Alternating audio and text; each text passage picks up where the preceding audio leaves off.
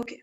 Good morning, everyone. I'm Tavleen Kaur, the student coordinator for today's session. And on behalf of the whole organizing committee, I welcome you all to the valedictory session on day 6 of the international webinar on public health, women's agency, and peace building, women's rights, recognition, and protection during COVID-19 pandemic. Also, please note a feedback form will be provided to you in the chat box 15 minutes before the session ends. All the participants are requested to please fill the feedback form as it is mandatory. Now, I'll introduce you to the moderator for session today. She is Dr. Mrinalini Athri. I'll be reading a short profile of her. Dr. Mrinalini Athri is an expert on intangible cultural heritage with focus on local deity cult, folk narrative songs, and women in Jammu region. She heads many national as well as international cultural organizations. Presently, she is the coordinator of India Chapter Association of Critical Heritage. I welcome you, ma'am, and request you to please initiate the proceedings. Please, ma'am.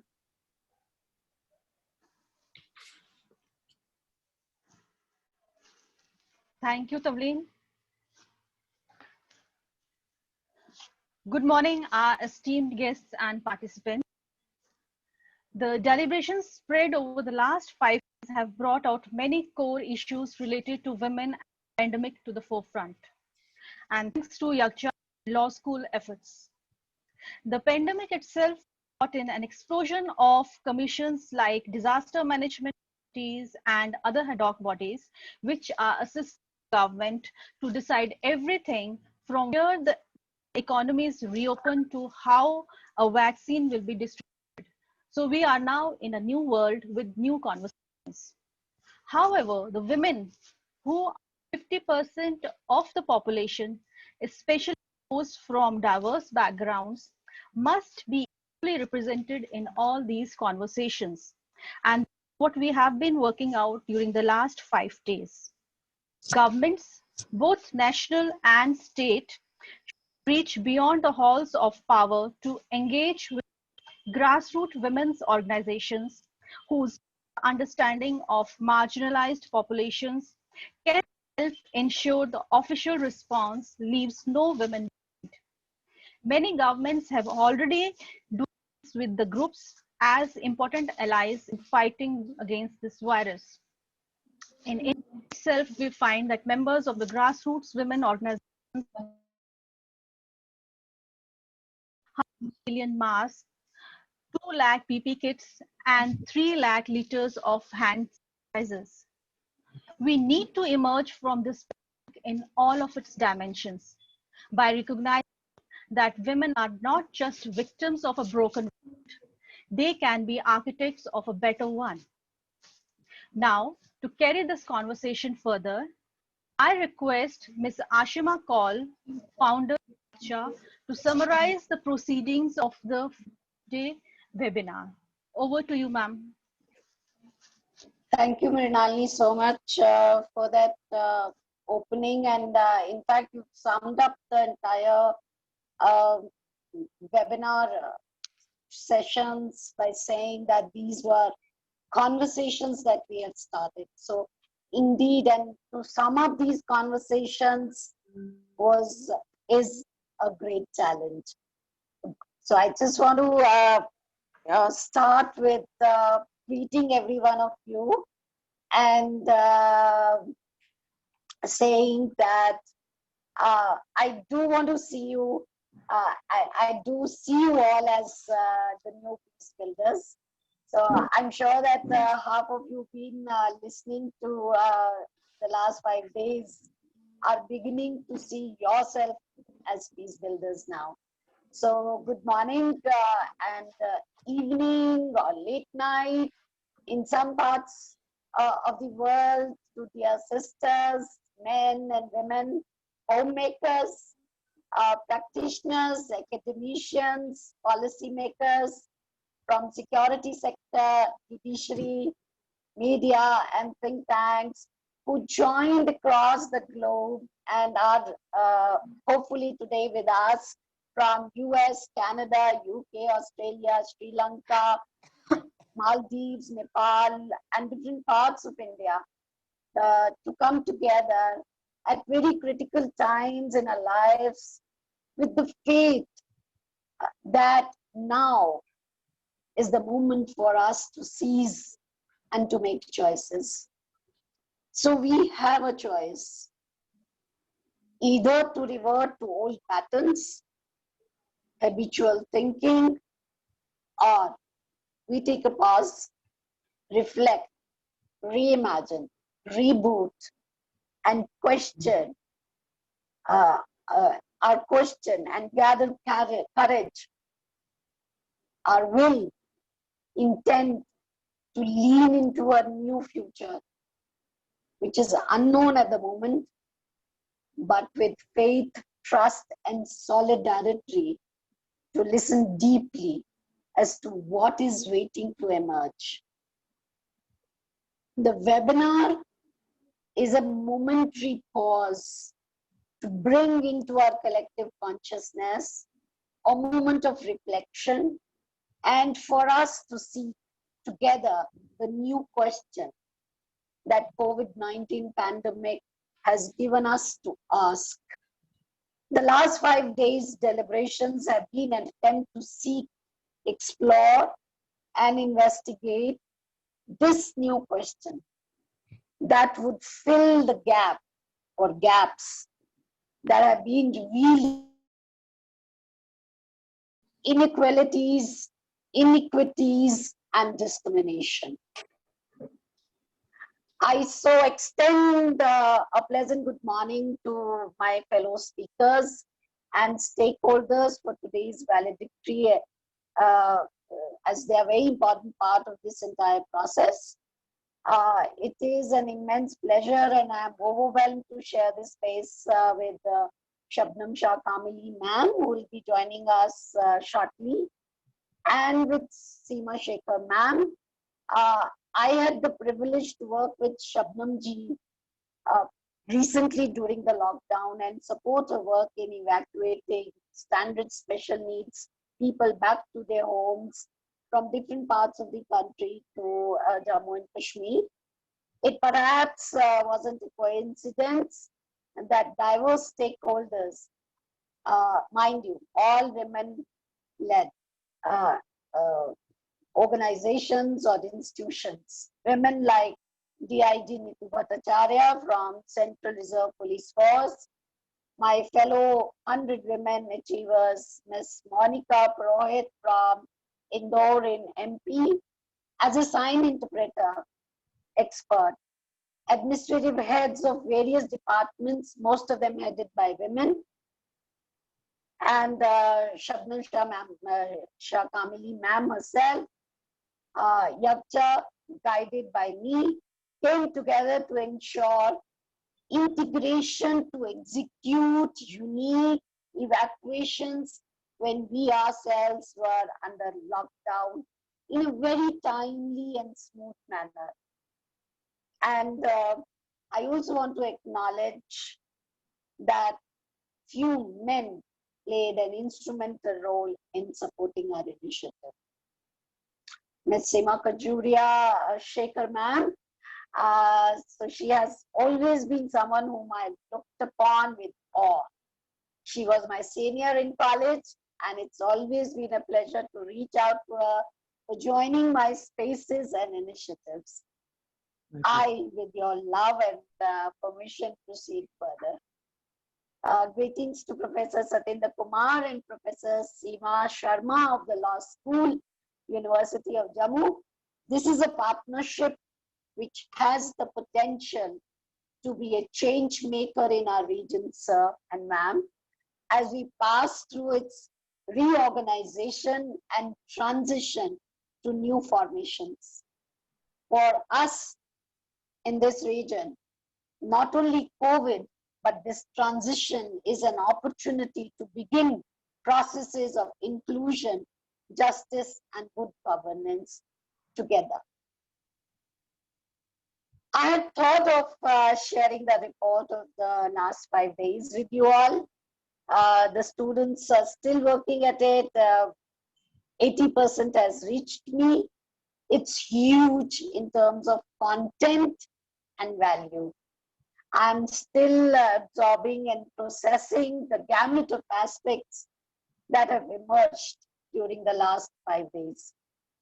So I guess COVID-19 is the portal for us to peep into this entire range, trajectory, and intersectionality between gender, resources, development, conflict, peace, security, pandemic, and most importantly, the well-being of all. Hence, I will only touch upon some key points for us to reflect upon from what emerged during the technical sessions, and I'm going to take you to completely different dimensions, because there are recordings of each session, and we hope to bring out a publication of the same, which you can have access to.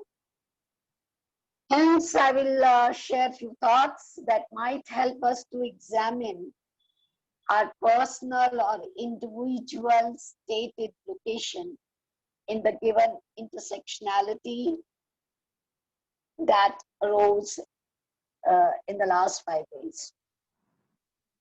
So one of the first thought that comes to my mind is becoming mindful of the space we operate from, for that determines our response and therefore consequences.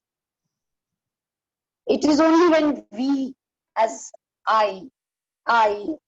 we, whatever we need to design, like B is generic and I is personal. It is only when we ourselves see myself separated, fragmented, divided in our identities from within, that we perceive a fragmented binary world of gender, caste, color, race, mainstream, margins. These are all binaries. And they push us into those fragmented, divisive spaces. But who decides these spaces? Who decides what is the question that we need to raise? And this was pertinently brought out by Dr. Ijaz during his presentation. Is it I? Is it you? Is it we all who decide it within our own selves first? Hence, the question is it within us, these fundamental structures, beliefs, and notions that need to be dismantled first? We spoke about patriarchy. It came up in the conversations in the last 5 days many times. So if patriarchy has to be dismantled, if patriarchy has to die, it has to die in my own mind first. It is through dismantling of the constructed self that will allow manifestation in dismantling patriarchy. For these structures emerge from ego, the source of aggressive self. For this process to happen, for moving, for this dismantling to happen, there is a need to bring an inner shift within us from an egocentric to ecocentric frameworks. I want to quote from Theory U by Otto Scharmer. I read his book and it's like a Bible. I bring it into my work in Yakta. And he says, the quality of the results produced by any systems depend on the quality of awareness from which people in the system operate. The formula for a successful change process is not form follows function, but form follows consciousness. The structure of awareness and attention determines the pathway along which a situation unfolds. It is therefore the mental models that are deeply entrenched within us that give rise to and nurture systemic power dynamics, bubbles, and the disconnect we experience. Albert Einstein had said, we cannot solve problems with the same kind of thinking that created them. Hence, the mind, which is the source of thinking, has to go first. This is what we attempt to do within Yaksha space also. Create new thinking, demolish identity and language constructs. It is only when I am deeply integrated within myself and operate from a transcendental space and reach to my higher potential of awareness, I will see interconnectedness and oneness. When I'm not divided within, I will locate myself as a human, interconnected with the woman who has to walk miles to fetch water, and question how will she wash hands frequently during the pandemic. Access to resources, water, sanitization, hygiene was so eloquently addressed by Aditi Kapoor and Kanta Singh in the first technical session. I will locate myself at the intersectionality of gender, conflict, displacement, brought out vividly by Dr. Ejaz, Javed Ahmed Taq, Nitin Sharma in their presentations. So I will be able to identify with experiences and stories of sex workers, widows, women migrants, destitute, as shared by Purnima Dharmanas and Mona Parthasati. So these are not women in different compartments in silos.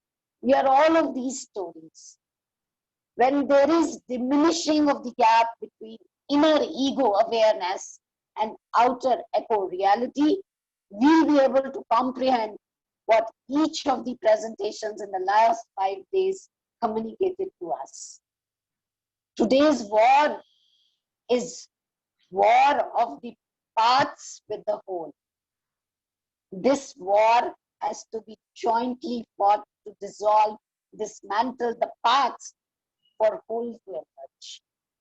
In the last 5 days, we connected to stories from grassroots at the local level to global dynamics, experiences, and stories to Melinda Holmes and Dr. Neelam Rainer's presentations.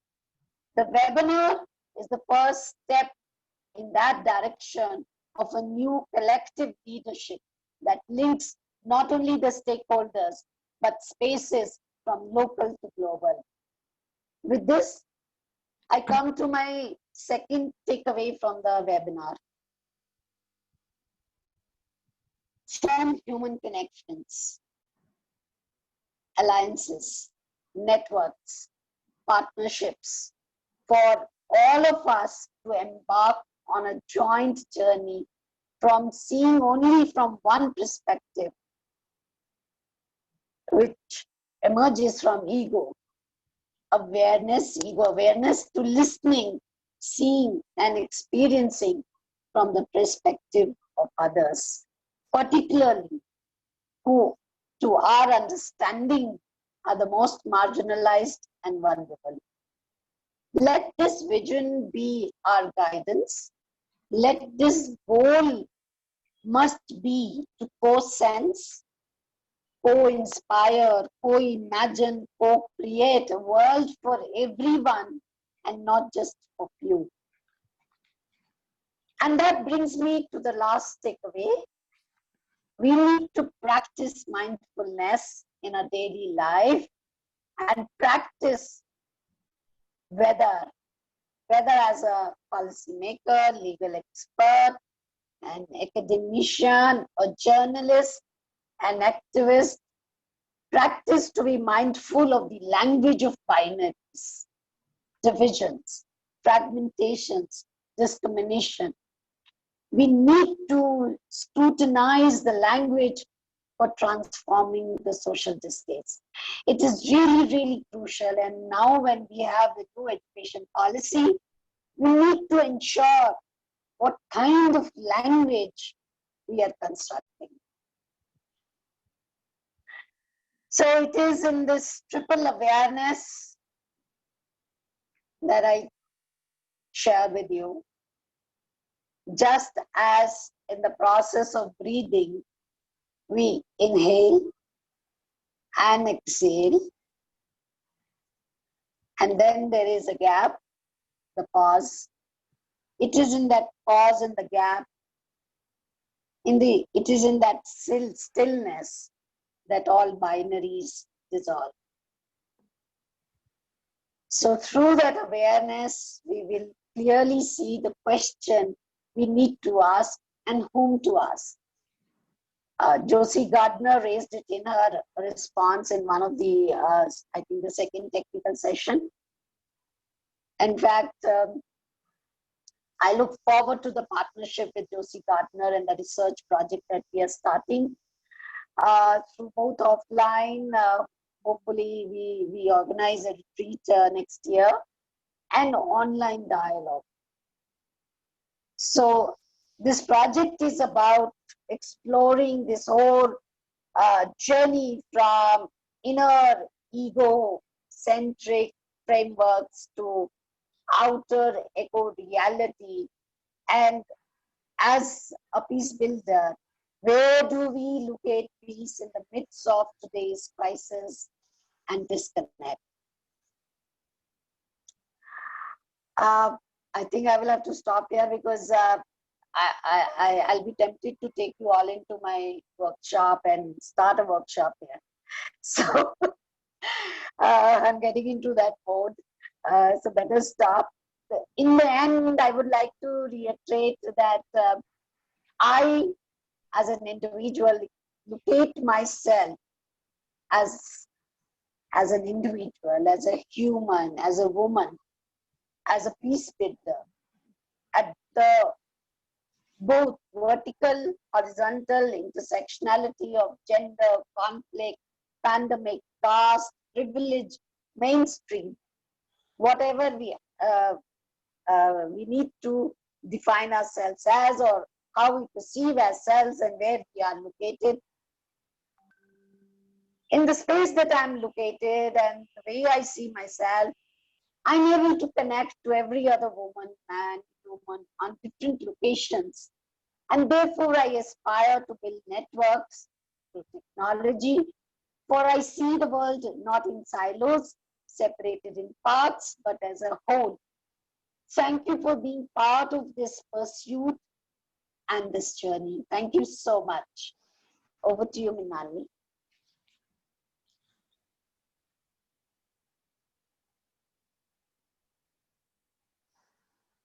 Thank you, Ashima ma'am. Now I request Professor Satinder Kumar, Director, the Law School, to kindly give his concluding remarks on the proceedings that had gone for the last 5 days. As you are well acquainted, Professor Satinder Kumar has been teaching for the last 19 years in the Department of Law, where he has been guiding more than 20 to 25 LLM students, including PhD scholars. His area of specialization includes social laws, labor laws, and consumer laws. Apart from academic work, he has been working on many of the university committees, and recently he is also holding the position of NSS Coordinator, University of Jammu, and he is also looking after as a warden of Nehru Hall Boys Hostel. I welcome Professor Satinder. Sir, please. Am I audible? Hello? Hello? Hello, yes, sir. Sir, we can hear you. Good morning and welcome to Seema Khajuria Shekhar ma'am. Thank you. In this webinar, which was on the theme Public Health, Women's Agency and Peace Building. women's rights, recognition and protection during COVID-19 pandemic, ma'am. And as you know that this was organized by Law School, University of Jammu, in collaboration with Jagja Reconciliation and Development Network and International Civil Society Action Network. So, ma'am, much has been said by Ashima Kaul, ma'am, and she has very well elaborated each and every aspect of this webinar. So far as concluding remarks are concerned, as you know that the world is struck by this deadly virus, which is known as COVID-19. So in order to contain the spread of this virus, the countries worldwide were forced to enforce lockdowns, and India was not a safe side for this also. Indian has witnessed a series of lockdowns, historic lockdowns in the last few months, as you know. The restrictions imposed during the lockdown have resulted in multi-dimensional negative effects on our economic, social, and educational lives. The education sector is the worst hit, as the educational institutions ranging from schools to universities have remained completely shut down till date owing to the fear of this virus. Teaching and learning was never so difficult in our lives. To overcome the impact of COVID-19 on teaching and learning, we are making our best possible efforts through online classes, online consulting, online submissions of dissertations, online evaluation, and similar online solutions so that our students do not suffer and their learning continues even in the prevalent adverse circumstances. The current webinar is one of such efforts through which we have made an attempt to educate our students regarding public health, women health, role of women in peace building, women rights in general, and women rights during COVID-19 situation through the well-known experts in the field has been elaborated very well. It is pertinent to mention here that the webinars like this are a great way to learn from the experts on the issues. I am grateful to all our resource persons who participated in all the technical sessions which started from 7 to 10, who spared their valuable times for our students from their busy schedules. Our resource persons who were well versed with all the aspects of the women related issues covered in the webinar have taken keen interest in sharing their valuable experiences and motivational thoughts with our students and faculty members. The addresses delivered by the experts were excellent, rich in content, and covered almost all related aspects, which gave a true insight of the real world issues faced by women today. The simple language and the manner of presentation by the experts have made the issues more meaningful and interesting. The core of each issue covered in the webinar has been well explained, well elaborated by the worthy experts. The points highlighted by the experts through their experience and command on the subject will serve as a precious source of knowledge to the students. The new emerging trends and evolving dimensions pertaining to women rights and empowerment have been covered in a manner which encourages and motivates students to connect themselves with the women-related causes and work for the same at grassroots level in order to push the role of women for the society to another level. The potential of female participation and contribution towards building a peaceful, healthy, and discrimination-free society is rightly highlighted by our experts. Women are the backbone of every household and are core for the survival of the family. It's quite evident that COVID-19 has created an environment which has brought new challenges for the women. There have been media reports of non-availability of health services, jobless, discrimination, domestic violence, etc. against women, which is not acceptable at all. This is the time when women need moral and emotional support of highest degree so that they can face the harsh effects of the COVID-19 and enable themselves to take care of their families if the virus strikes any family member. This is the time when we must recognize and protect rights of women and understand that how crucial is their role in our lives in this COVID-19 pandemic situation. Also, we must respect and support all women and girls without gender or any other form of discrimination. Women in situations like migrant women, domestic workers, older women, women with disabilities, and pregnant women should be given specific attention and taken care of. As part of the education system, we must lay special emphasis on the equal importance of every girl's continued education, including taking measures to ensure that they return for studies once educational institutions reopen, along with ensuring that girls participate meaningfully and equally with boys in decisions about their education. This webinar serve as a perfect platform to address issues concerning women in general and issues specific to the COVID-19 pandemic. It provides an opportunity to meet new people in the field and learn through their experience and expertise.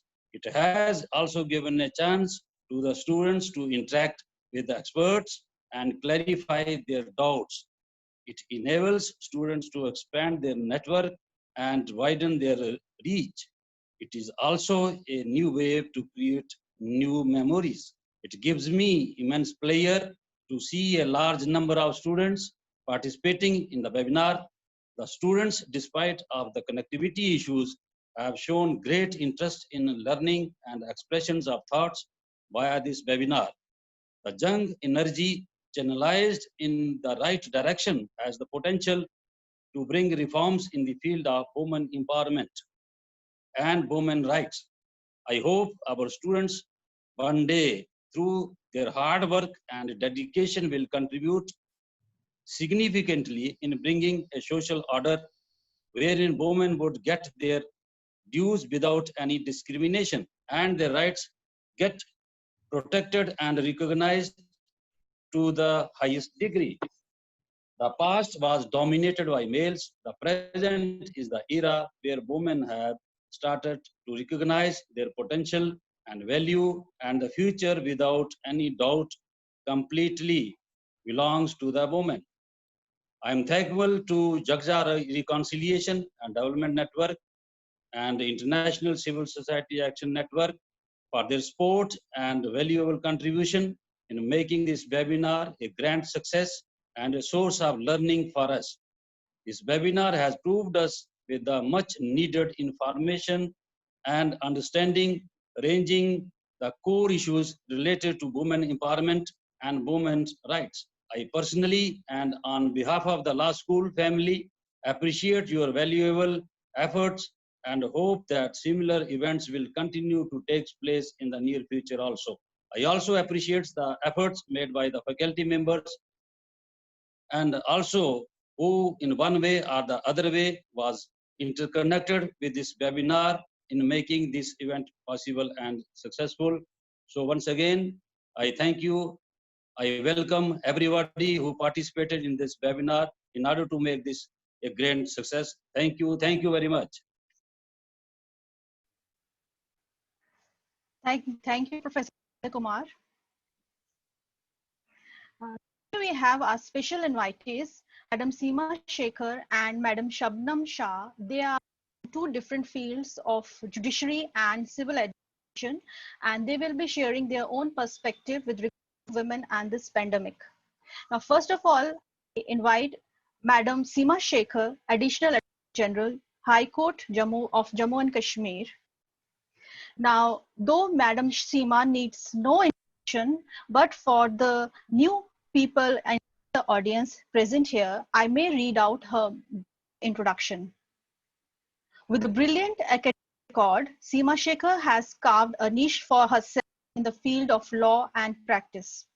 She is the first women advocate to be appointed as Additional Advocate General Jammu and Kashmir by the Jammu and Kashmir government in April 2015.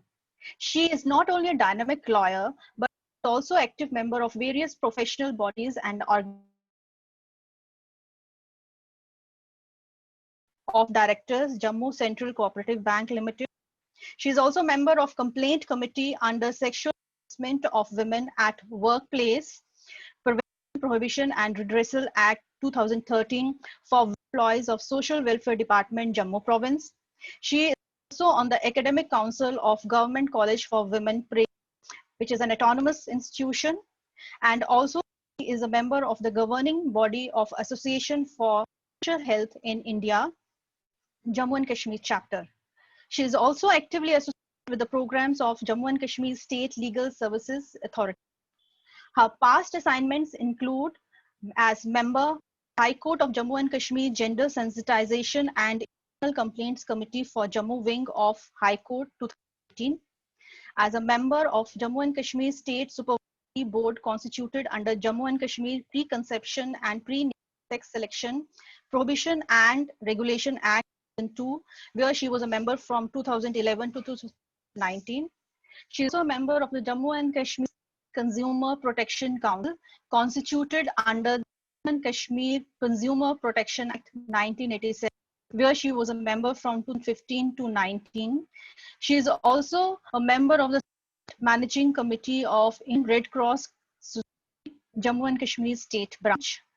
Besides, she has been delivering lectures in many awareness generation camps on legal issues pertaining to women and children organized by NGOs and the government within and outside Jammu and Kashmir. She has also acted as a source person, as a delegate, and as a panelist in a number of seminars and conferences at regional and national level pertaining to rights of women, laws pertaining to women and children, Panchayati Raj, as well as process Jammu and Kashmir.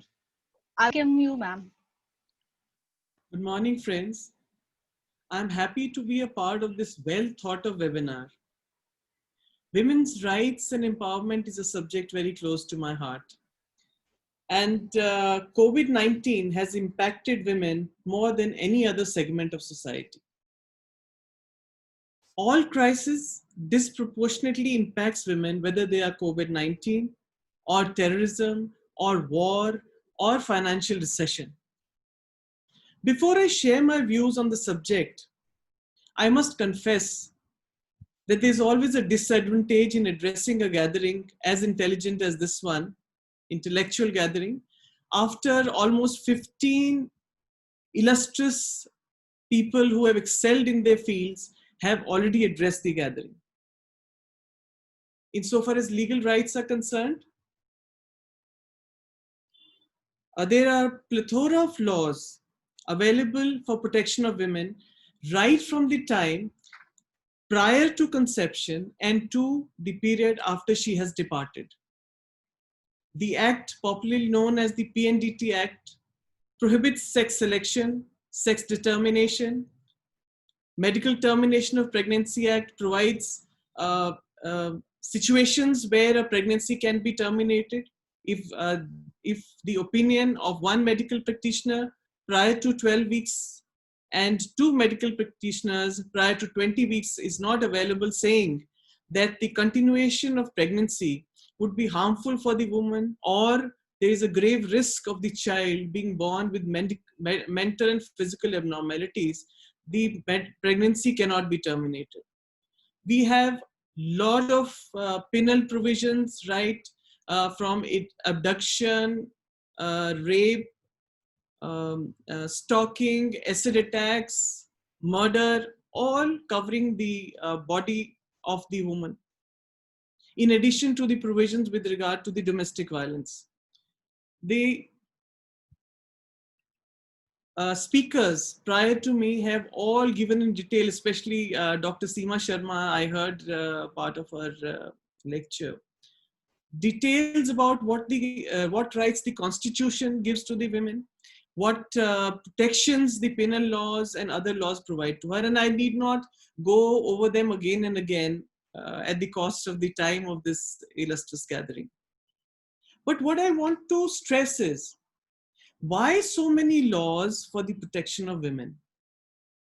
There's one small question, a very common sense question I would put is that where do we install no parking boards? No parking boards are always installed in places where people usually park. And why do laws keep on being enacted by the legislatures for women? Because women as a segment have been discriminated. Their life, their liberty, their very existence has been threatened by the social systems, by the thoughts, the way of perception of society. That is why so many laws. Now, another question which would arise at this time is that when there are so many laws for protection of women, whether it is in this COVID situation or prior to the COVID, then still, why do we have problems with regard to women? Why do women still face the issues for which protection is provided under these laws? And secondly, how are these laws going to be functional and effective in this COVID situation and the world which emerges thereafter, which we do not know the shape of, the face of, and the nature of? It's all, guesswork. Because this was an unprecedented, unforeseen situation, which none of us thought we would ever have to face. Now, we have reports from the various studies that the violence against women, their difficulties, their problems have increased so much during the lockdown period and subsequently even during the unlock period. The women have been confined to their homes with the families, put on the burden of 24/7 work. The work of caretakers as caregivers has increased so much that it is difficult to handle. And there is no respite, no space within this 24/7 work where she can have some time for herself. And this is compounded where she is placed in families where there is domestic problems, where she has to tolerate, live with a person who ill-treats her or mistreats her, where she is living in a family where the husband or the relatives or even the children do not treat her well, and she is forced to be in that space with no access to the outside world physically. In this context, I would like to carry on with the key points which Ashima pointed out. Now, what are the remedies? What are the ways to assess the problems faced by women in all segments of society? Whether it's a woman who is an educated woman belonging to the upper caste, whether she belongs to the lower caste, whether she belongs to the affluent class, the middle class, or the lower class, the problems of women are always compounded by such situations as we are going through now. So what is the way forward? What we are required to do, and what is the difficulty with so many laws in place, the government also pitching in, the NGOs also pitching in, and people also feeling the difficulty, why this situation is not really improving, and how are we required to respond to the situation so that the situation becomes better. Now, before referring to the patriarchy aspect, which Ashima referred, what I would state is that there was a very interesting discourse by Purnima Dhar, I heard. And it is very, very relevant. It is very, very relevant. Once the COVID came, the government issued an advisory as far back as 25th of March 2020 regarding the one-stop centers and the women helplines. Now, one-stop centers are in existence since 2015. How many of us, even participating in this webinar, know about that? How many of us know where the one-stop center in Jammu is located? What is the number? What is the contact address? Domestic violence, for protection of domestic violence, the act is there. How many of us or any person, woman knows who is the protection officer? What is his contact number? How is he to be contacted? When we play a game on our mobiles, you have pop-ups showing you different ads. You have pop-ups telling you about different products you can download from the net or purchase. Why is there not a system that people are told that in case you are in distress, where do you go? This is the place. There is no awareness. The address of the one-stop center in Jammu is known to me only because I happened to be invited for its inauguration. And that, unless women know about it, there is no purpose in having these centers. There is no purpose in having people associated with these centers working 24/7. 15,000 complaints, we were informed by Purnima, were received during this COVID lockdown. Now, these 15,000 persons must be the very, very aware people in this city. Otherwise, for a normal, common woman, she is today also helpless and cut off. Now, the SOPs for the COVID say social distancing. I beg to differ with this term. I say it should be physical distancing. But in COVID times, what we need is social integration. Social distancing is not required.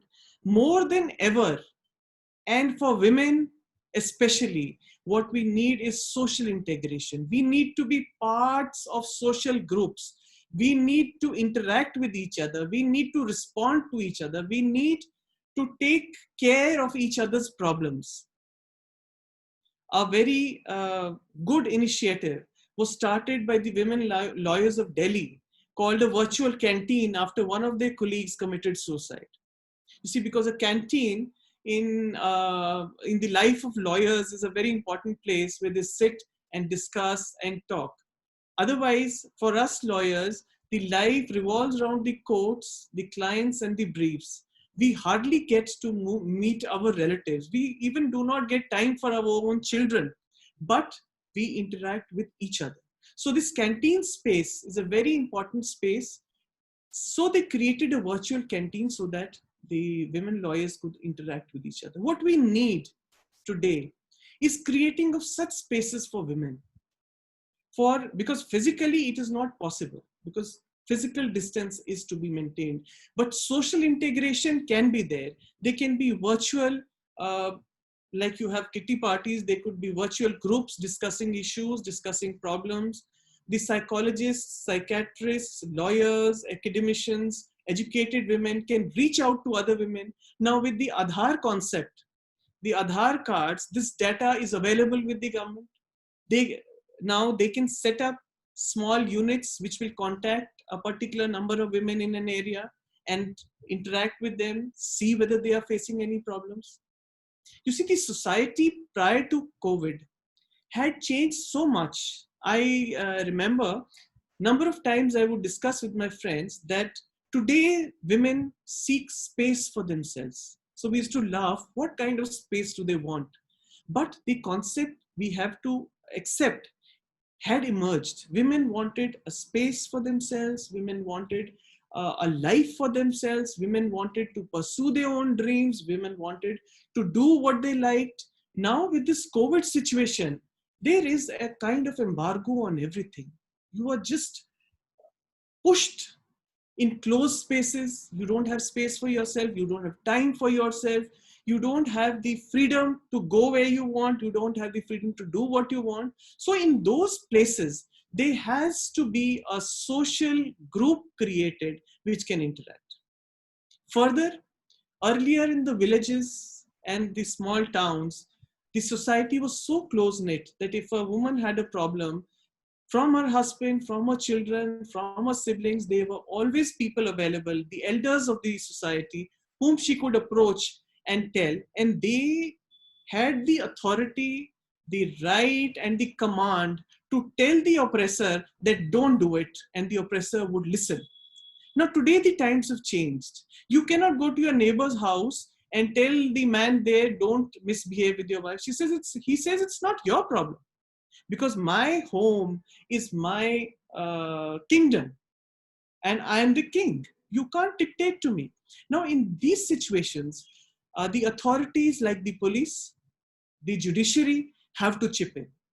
The role of the elders in the society has to be played by the policemen, by the judiciary, and for this, the law enforcement agencies and the judiciary have to be sensitized.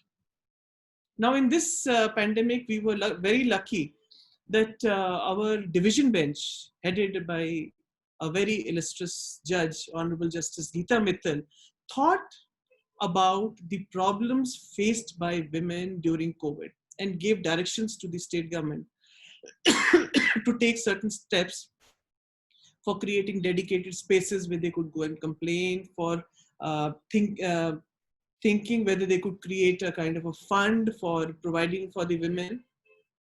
So these things are a manifestation of a sensitized judicial officer. And this is required much more than it was ever required today. You see, it is not only important to have women in policy-making places. It is not only important to have women at places of authority or in the judiciary or in the police. What is required is sensitized women. I recall in the 90s, we had an Honorable Chief Justice here, and I was invited for a conference outside J&K on women's rights. So I requested him that I would not be available for a few days. So he told a very, very relevant thing to me. He says, if you want to empower women, you don't need to put just women in important places.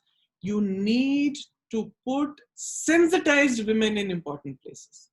Because a sensitized woman, a sensitized man to the gender aspect is much better than an insensitive woman. A mother-in-law mistreats, ill-treats her daughter-in-law. She's not sensitized about her rights. So we cannot say that it's a man versus woman kind of a war. So my first take is that the society, the women have themselves to rise above this situation to address the problems which have arisen due to COVID today and which we foresee may linger on even after this COVID situation is over. Like Ashima said, it is the war of the parts with the whole. Women are a part of society, and the entire, it's a kind of a war between the thinking of the society, the wrong thinking, the wrong concepts with the women whose rights are being affected. And also she pointed out very pertinently, quoted Aristotle saying that we cannot solve problems with the state of mind which created them. So to be able to solve this problem, to be able to address these issues during COVID and post-COVID, we need to re-educate ourselves, rethink, and alter our mindset in a way that we women, as well as the men and the entire society, rise to the occasion and provide the necessary succor, support, and strength to the women. That would be the first and foremost method of meeting this situation. Now, the second key point which Ashima raised is patriarchy. Well, she said patriarchy, what had emerged is that patriarchy needed to be dismantled. Somehow, personally, I am not in 100% agreement with this, because what is patriarchy? Patriarchy is a system where the father or the eldest male heads a family. Patriarchy in itself is not a malady. Patriarchy in itself is not something which is against the rights or empowerment of women per se. What is against her the emergence of her empowerment and her rights is the mindset of the patriarch and the mindset of the society. You see, we are aware of hundreds of families where the man is the only breadwinner. He is the only person who earns, and he supports a family consisting of his wife, maybe 4 daughters and a son, and ensures that they are looked after, catered to, and nurtured with affection, care, love. Now, there are also families where the patriarch is a tyrant, where the patriarch ill-treats his wife and treats her like a footmat. There are also patriarchs who do not permit their daughters to get education. So what I personally feel is replacing patriarchy by matriarchy, if that is an option, may not really be what is required in today's situation. We could probably, instead of work towards making the system more functional, more sensitized, and more liberal.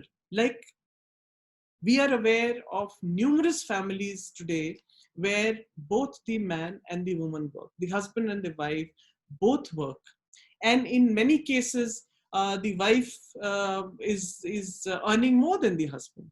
But a system, a coordination exists, and they both work, earn, and strive for the betterment of the family unit. And in today's economic situation, the inflation, both working partners is a better bet for the family. So what I feel is that instead of going whole hog for the demolition of the structures which have existed for generations, it may be better to mellow and to rub off the rough ends and see that a better system emerges even within the patriarchy as we see it today, not the patriarchy we saw 100 years back. The patriarchy as we see it today, maybe for the purposes of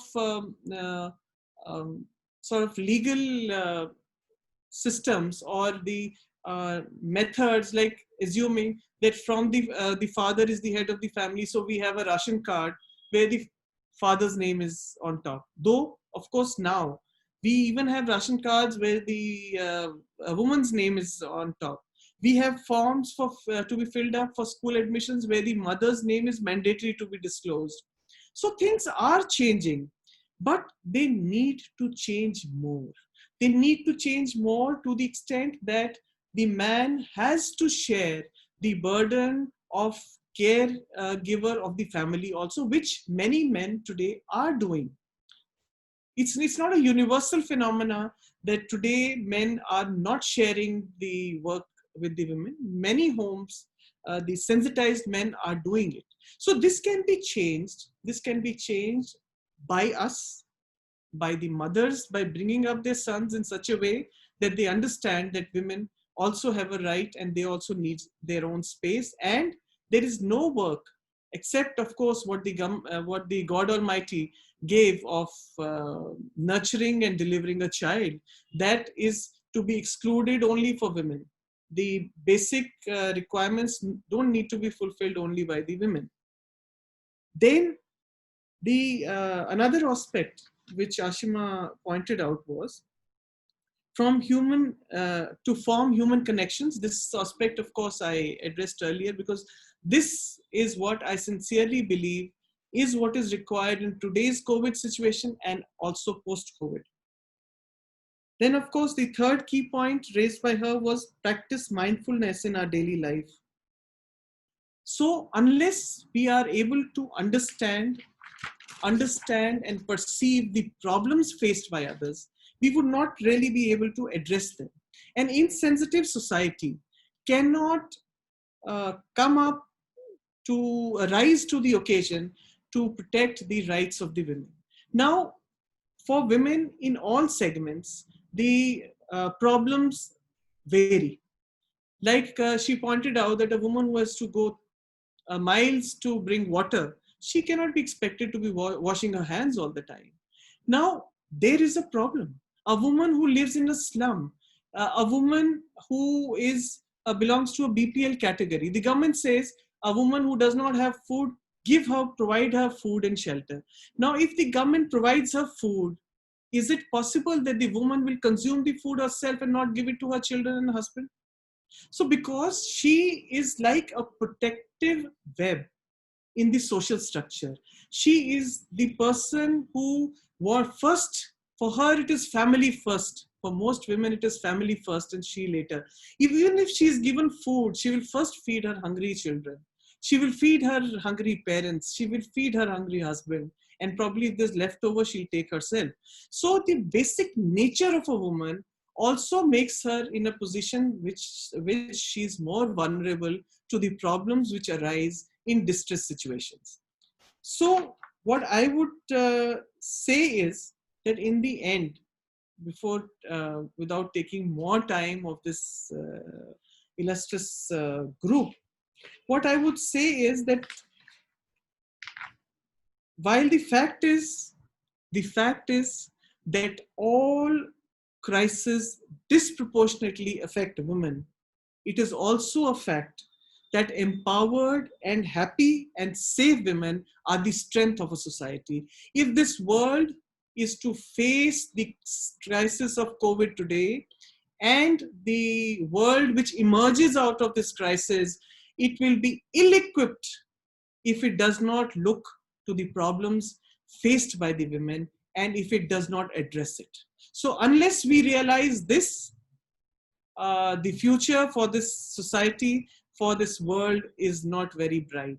And another thing we have to realize is that the only way to fight this pandemic, the only way to fight any crisis situation is to integrate. Only we can do it. I by myself can do nothing. Thank you. Thank you very much.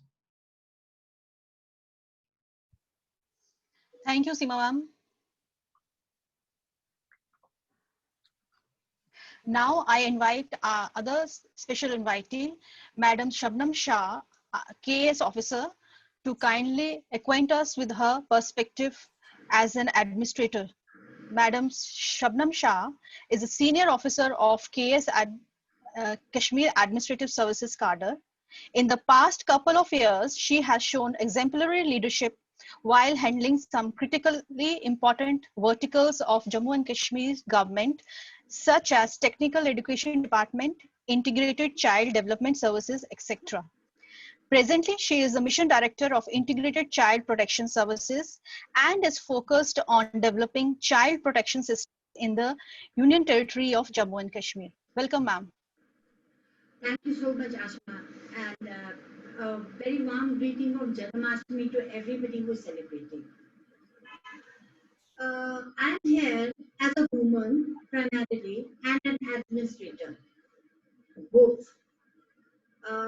Let me, I heard Ms. Shekhar very seriously, and I'm really, I do agree with certain aspects of what all she has been saying. It has been a pleasure to hear you, Ms. Shekhar. Thank you. Uh, well, Ashima, what we are today talking about is women's right recognition and protection during COVID pandemic. During the COVID pandemic, I was fortunate enough to be holding the charge of the Directorate for Women Empowerment as well. So we have been working towards betterment of women as far as the government outlay or the government facilities are concerned. So as an administrator, I might want to talk about so many facilities that are really available in India.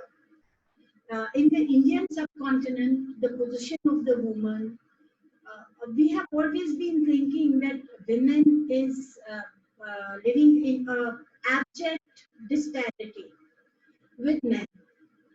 Whether in our households, whether in the society, wherever. But our country has always been, even post pre-independence, we have had abolition of sati, we have had so many regulations in place where women's rights have been defended. That takes us to a direction where we really understand that government has accepted the disparity or the less egalitarian behavior of the society towards women. So from pre-independence till now, we are the first country who has domestic violence laws in place. But coming back to a woman in society, I agree with Ms. Shekhar completely. How much practicable are these laws? How much do we practice it in reality? Though COVID has brought us in close proximity, it has been a good time also. Most of us work, most of women from every section of the society are contributing to the economic stability of the household. Whether we are paid for it or we are not paid for it, but we do contribute to the economic, to the financial stability of the society, of our households. And we don't see much of our grown-up children, we don't see much of our men. The fact is we have come in contact with our family members for such a long time, after a very, very long time. So we are really understanding our partners, we are really understanding our children, our siblings, our family system much better than we would earlier. With all the notions of some preconceived notions that we have about our families, and they have been either proved right or they have been proved wrong. But the fact is, we have received as many complaints of domestic violence, and I will explain it, not about a husband and wife fighting, but denial of rights to a sister, to a mother, to a daughter, to the head of the family. If a woman is heading the family, the dadis and nannies of the households, we have been receiving complaints for that. And Ms. Shekhar has been right, Sakhi or one-stop center was not really being propounded. We did not get much information about it. And when I joined Women Empowerment, I came to know about the powers of Sakhi that have been bestowed on them, how they can act as a buffer in a domestic violence between all kinds of violence, whether they are financial instability, whether they are economic instability, whether they are domestic instability, whether it's a discord between husband, wife, brother, sister, wherever a woman's rights are concerned, Sakhi One Stop Center has to be there. And during the pandemic, we made sure that through the visual media, through the electronic print media, that people come to know about it. And because of the interference of the Honorable Chief Justice, being a sensitized woman, as we have already seen, we we have been able to drive a mechanism which would enable women to talk to the Anganwadi Benji, who is in her vicinity and knows her socially very well. She can talk to her, and the Anganwadi Benji would come to us, ring up 181, that is the women's helpline, and we would be able to help. But again, I come back to the practicability of this question. Does the society want it? Is the woman who wants to come forward really empowered to do it? Does she have strength enough to speak against men and women in her family and later on go back to the same family and live there? So right now, I would want to bring it to the notice that right now, my focus is on making public those laws which forbid mental harassment in households, which show that punitive measures can be taken for those men and women who mentally harass other women in the household. And trust me, it's not about empowered women or deprived women. It's about all women. The empowered women are really paying the price for their empowerment. So, on a lighter note, I intend to raise my sons that any woman can be proud to be with, because they'll be sensitized enough. The men in my family will be sensitized enough to the rights of women. And that is what we all need to do also. Apart from making women aware that their mental harassment in the household can lead to punitive and they can be arrested or sent to jail for these very venomous darts that they are gently emitting from their for the whatever woman in whatever capacity in their households. They can go to jail for this. Apart from that, we need to raise men who are sensitized to women's rights, who know about the women's rights. Now, as far as the measures that have been taken by the government, like the recent announcement of the stimulus package for apart from 10 lakh collateral free loans to self-help groups, primarily constituent of women, or cash transfer of rupees 500 per month for 3 months in the Women Jan Dhan Yojana account holders. They are there. The government has been trying to provide whatever financial support that we can provide to women in these circumstances. Now, although I agree they don't make much difference, the number to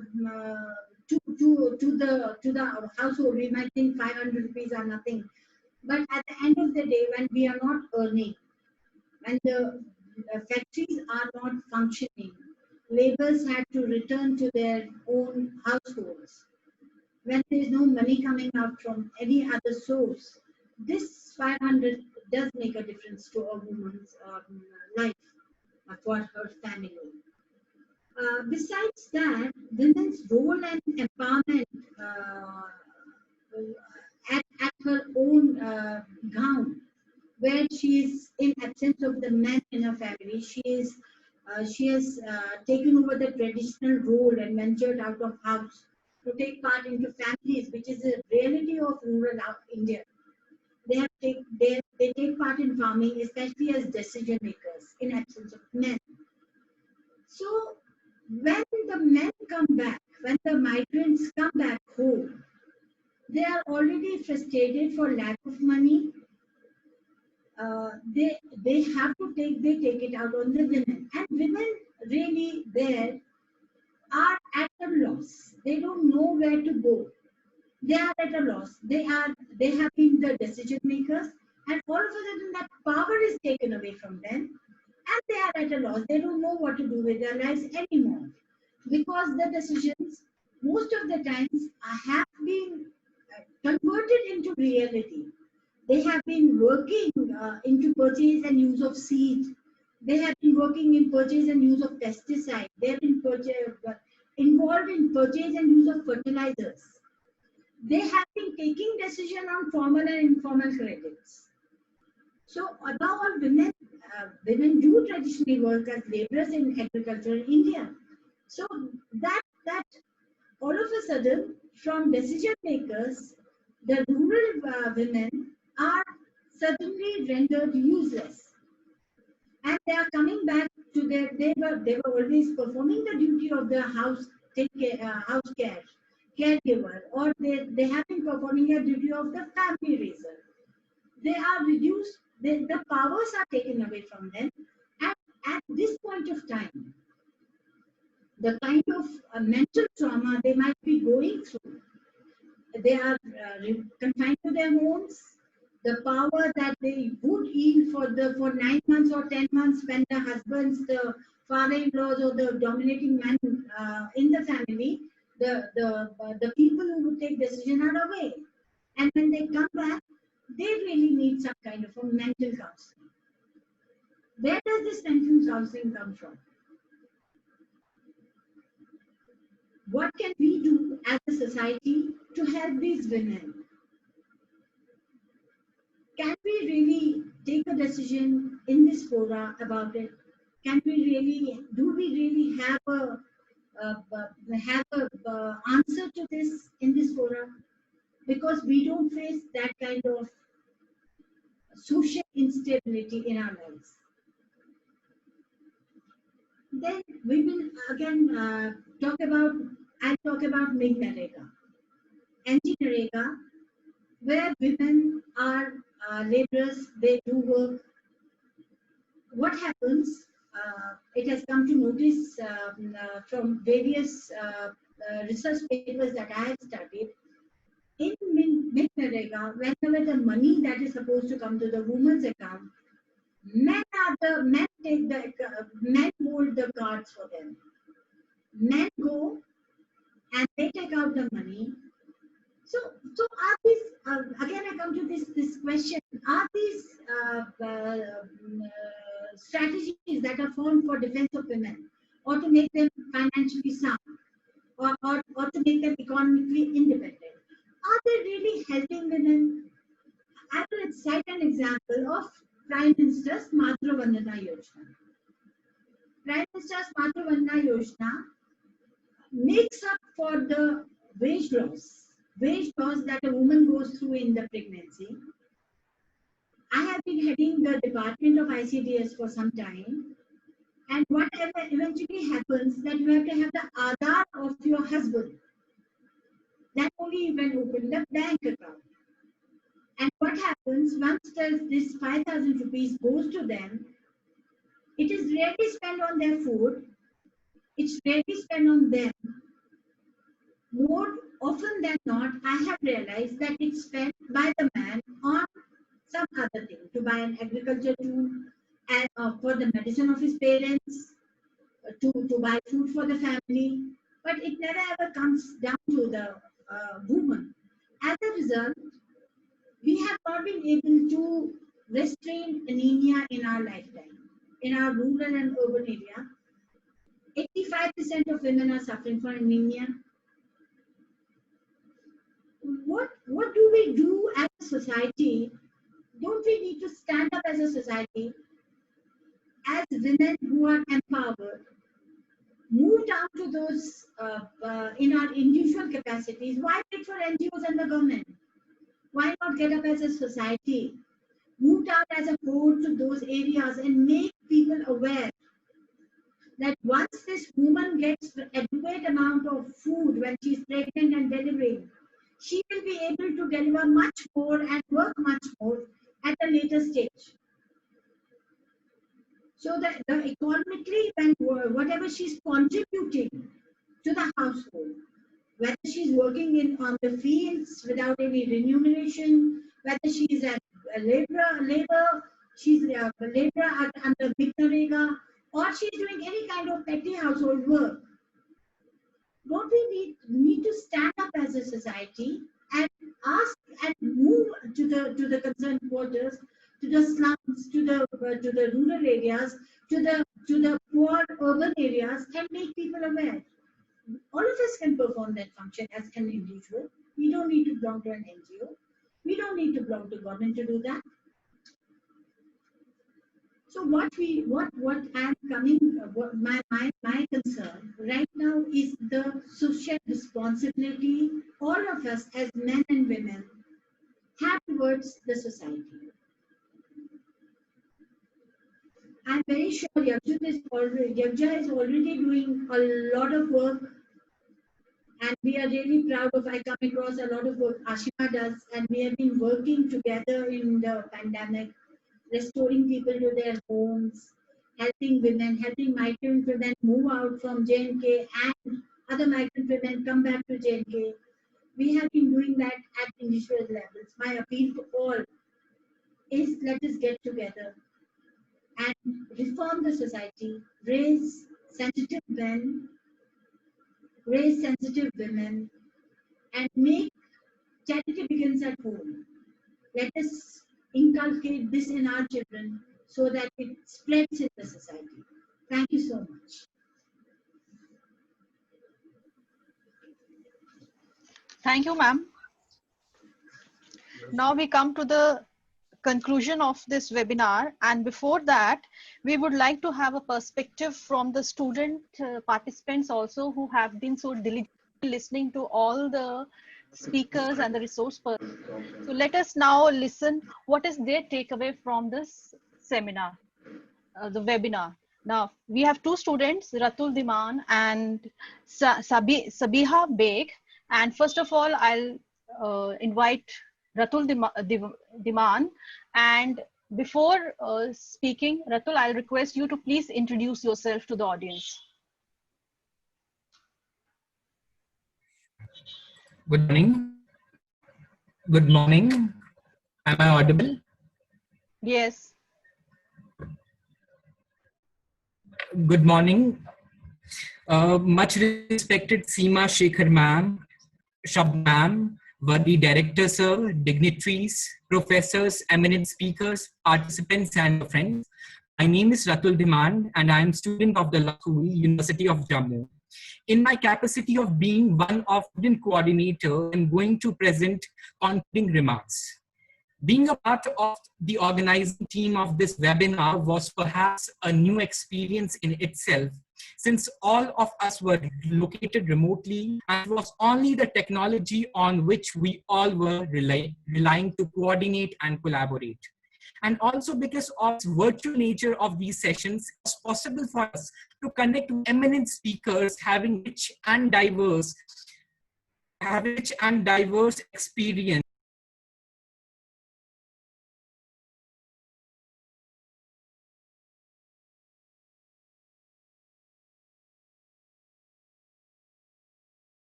I think there is some connectivity problem.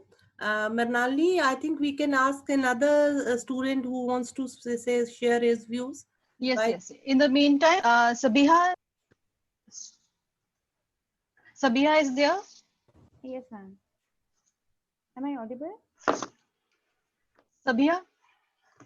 In the meantime, we get connected to Ratul. You please carry on. And first of all, you introduce yourself.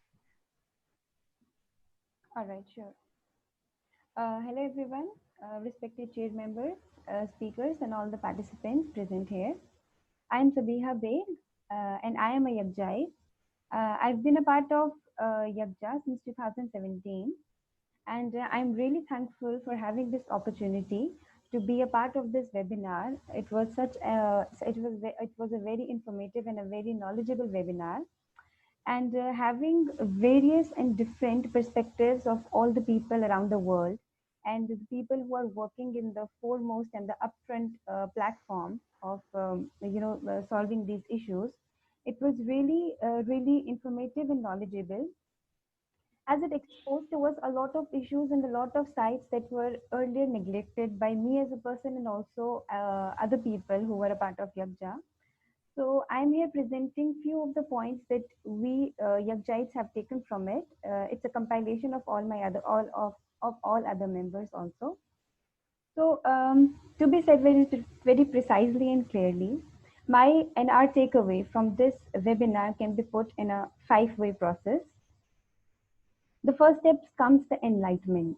There has been a lot of issues going on around us in our surroundings, but there was also a part that was neglected in the society, which was of the sex workers, women at LOC, women at their household, home workers, and many more.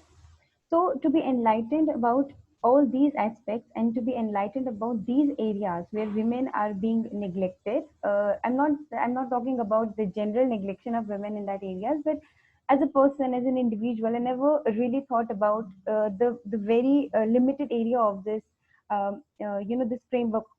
this framework of sex workers, and really never bothered, to go deep into it. But after the webinar, this gave me a very wide perspective of this particular platform also. Next comes the understanding. We see problems, but we never try to understand where they're coming from, why they're coming from, what are the patterns they have been following since the past years, because all these issues are necessary to decode the answers to it. So the understanding of the problem is also necessary. Then comes the awareness, the most important part, which is the legal aspect. Because awareness of a problem and then awareness of the solution in legal way is very important. Because I see a lot of women suffering, but most of the times I feel really helpless because I don't know who to approach to. As this has been said in the webinar, that we as young students, we as youth, we need to come forward. If the person is helpless, we have to know the legal aspect, the norms, the policies, the websites, the helpline numbers, so that we can come ahead and help the people around us. Because it would be very unjust to entirely depend on the NGOs and the government. We have to step forward and help other people, being a social citizen and being, taking it as our own responsibility at an individual level. Then comes the execution of the ideas we have in our mind. We see a lot of problems happening around us. What we can do as an individual is, as it has been said, that for finding the solution, we have to have a different mindset. We have to have a different perspective. So I personally believe that it would be very helpful if we sometimes see a problem in a society, and in our mind we keep recalling about all the stuff, we keep recalling the solutions that can be put forward to, we keep thinking about the solutions in our mind at our own level, because since we don't have much knowledge about all these stuff, but we can still think a lot from our own perspective at the grassroots level, and maybe we can tell those ideas to the people who are working on the upfront, on the wider platform, and then maybe we can find solution to all these problems. It would be very innovative and helpful, having fresh minds into it. Also, I personally believe we have to be part of the solution. We can't just keep proposing solution. We have to become the part of the solution, put forward our words, put forward our thoughts, and execute what we have in our mind to come forward and help everybody. Not only women, but everybody. Wherever we see a problem, and especially for women, we have to come forward and be a solution and be a part of it. That's all I have to say.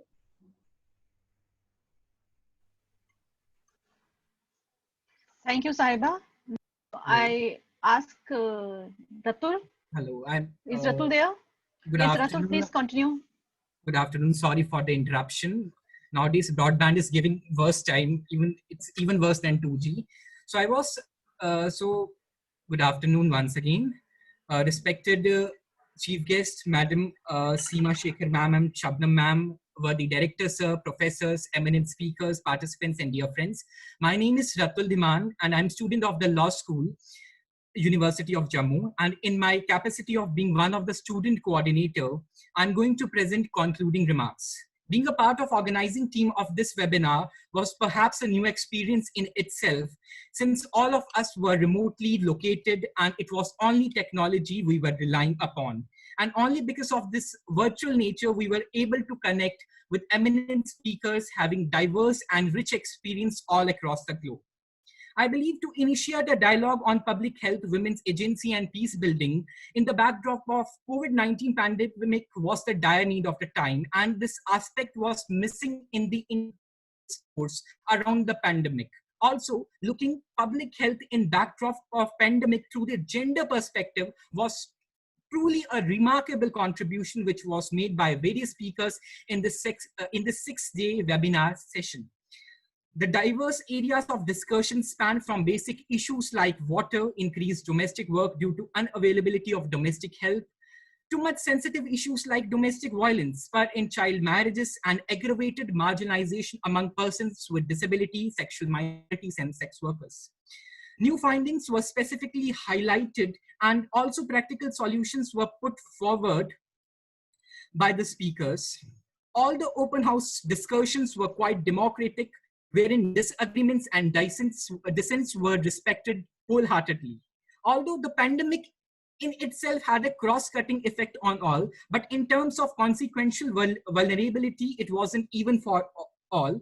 One of the points which significantly came into limelight in this webinar was that the exposure to the ill effects of pandemic escalated manifold when different disadvantaged identities overlapped each other.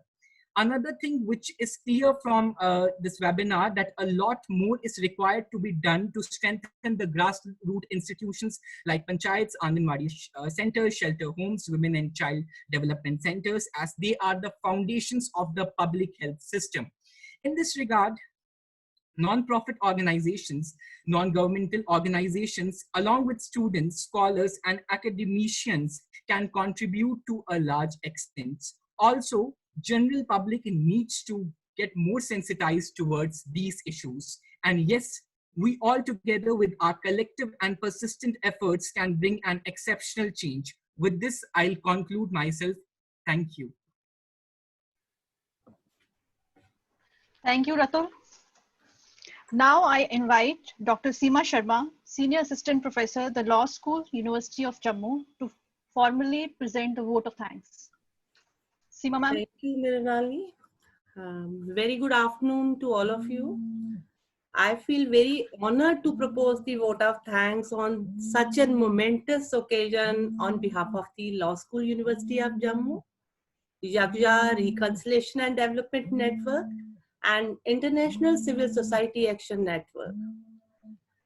Let me tell you that during the course of past 5 days, we have captured the best speeches and wonderfully inspiring moments in the webinar held from 6th to 10th of August, and today itself a very wonderful day.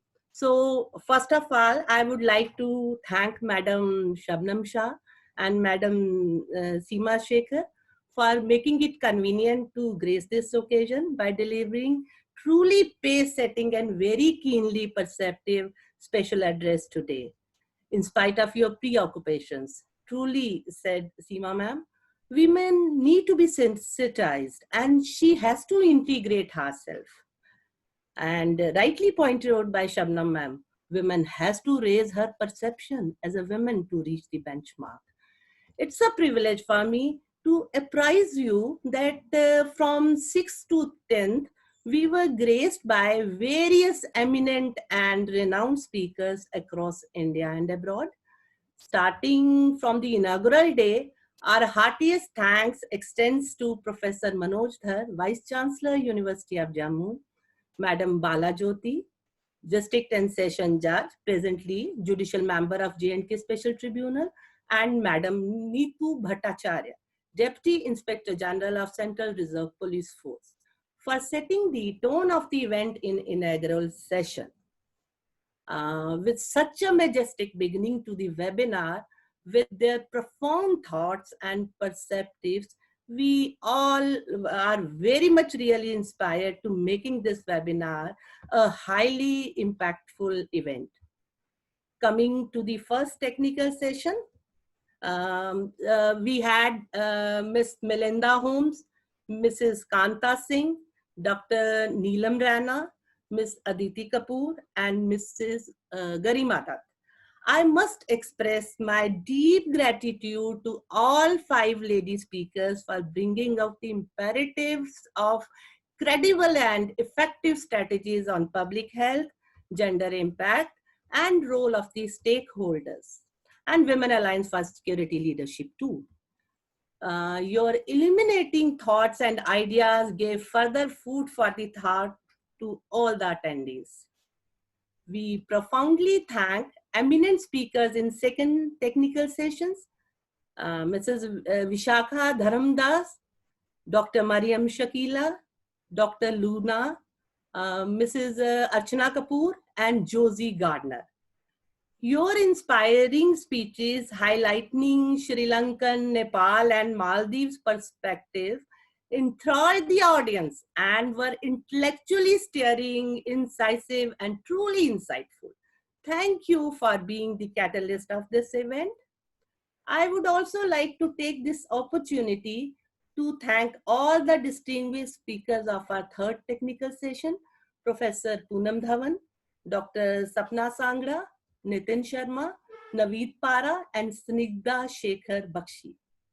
My gratitude further extends to the speakers of the fourth technical session, Professor Vishwaraksha, Dr. Ahmad Ejaz Boon, Mrs. Mona Parthasarthi, Mrs. Purnima Dharmanas, and Mrs. Aditi Tandon. All of you spoke so diversely on gender and ecologies of care and generated new ideas, insights, and deliberations on ground realities.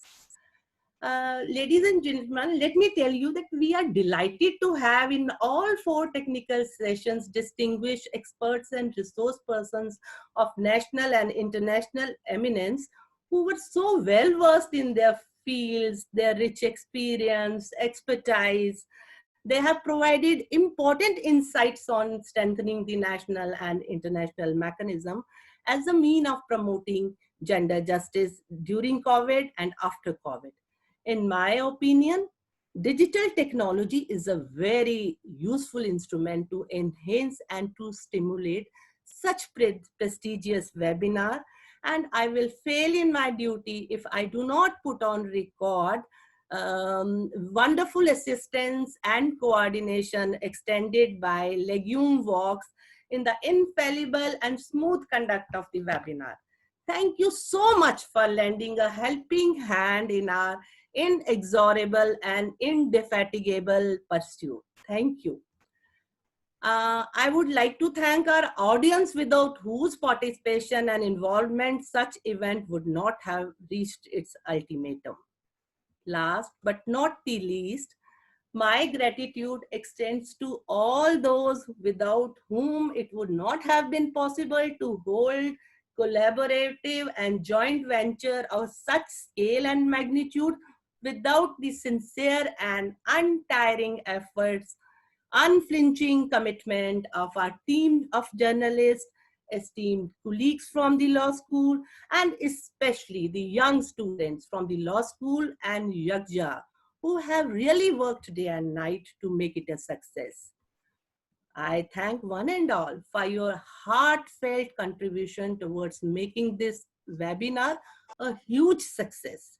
Thank you so much. Thank you.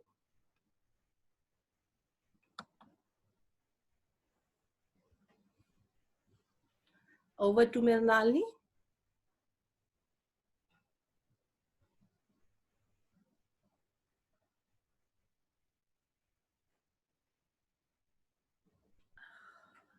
I think with this we have come to the end of the webinar.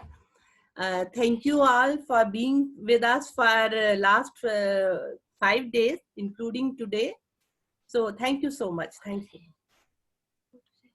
I think all of you have to stand with us for to be with us for 2 minutes till we click a photograph for keeping the sweet memories of this webinar. So please stay with us for 1-2 minutes so that we can click photographs.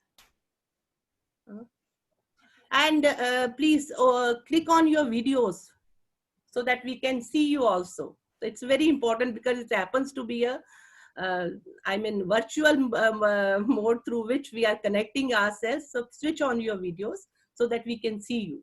Thank you. Thank you so much.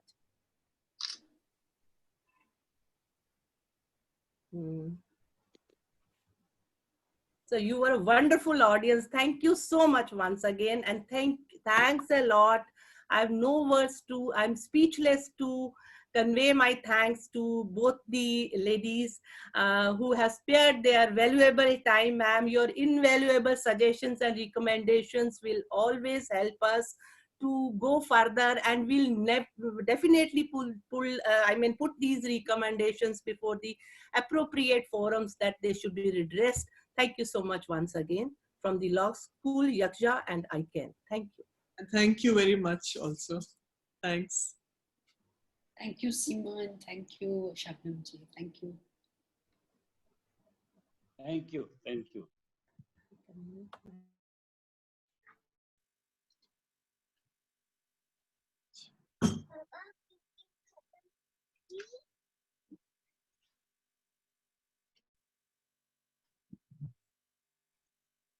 Yeah?